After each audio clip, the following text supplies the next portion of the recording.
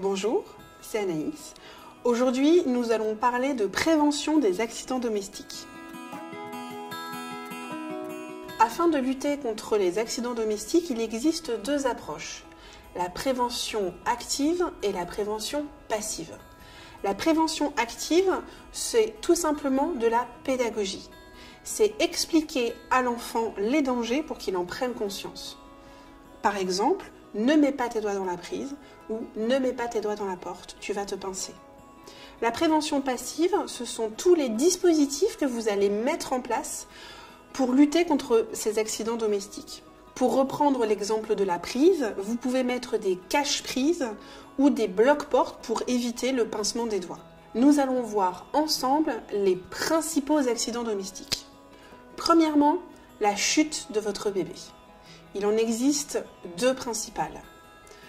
Premièrement, la chute de la table allongée. Je vous rappelle qu'on ne laisse jamais un enfant seul sur une table allongée. Vous laissez tout le temps votre main sur votre bébé et la deuxième main servira à attraper toutes les choses dont vous avez besoin. Les couches, les lotions, les cotons. Aussi, je vous invite à avoir toujours tout à portée de main. La seconde chute se fait depuis la chaise haute. Aussi, encore une fois, on ne laisse pas un enfant seul sur une chaise haute et pensez à toujours attacher votre enfant. Préférez une chaise haute avec un harnais 5 points qui prendra les épaules, la taille et l'entrejambe. Le second accident domestique, c'est l'étouffement. L'étouffement peut très vite arriver parce que l'enfant va tout porter à sa bouche. Ça peut être simplement au moment où vous allez recevoir vos amis, des choses qui vont rester sur la table basse, comme des cacahuètes par exemple, ou des petits biscuits apéro. Pensez à les mettre en hauteur. Le deuxième risque d'étouffement sont très souvent les pièces de monnaie. Les pièces de monnaie sont rondes, ça brille, c'est très attractif pour un enfant, mais la plupart du temps, elles restent coincées dans l'œsophage et provoquent des risques d'étouffement. Le second risque d'intoxication est lié à l'ingestion de médicaments. Aussi, je vous recommande de mettre votre armoire à pharmacie bien en hauteur pour qu'elle ne soit pas accessible à votre enfant. Pensez à ranger tous les médicaments que vous auriez pu laisser dans votre logement. Parfois, les médicaments ressemblent fortement à des bonbons. Ne tentez pas votre enfant. Un autre accident fréquent, ce sont les brûlures. En général, elles ont lieu dans la cuisine. La cuisine, sachez-le, c'est un peu le lieu de tous les dangers pour un enfant. Aussi, quand vous préparez à manger, éloignez le plus possible votre enfant.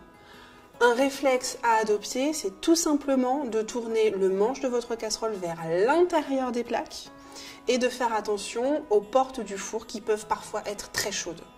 Ensuite, la noyade. Sachez qu'un enfant peut se noyer dans simplement 10 cm d'eau. Aussi, vous ne laisserez jamais votre enfant seul dans la baignoire. Si le téléphone sonne, c'est pas grave, la personne vous rappellera. Pensez à faire aussi attention en été aux piscines gonflables dans les jardins. Un accident est très vite arrivé. Retenez qu'une seule chose, vous ne laissez jamais un enfant seul dans un milieu aquatique.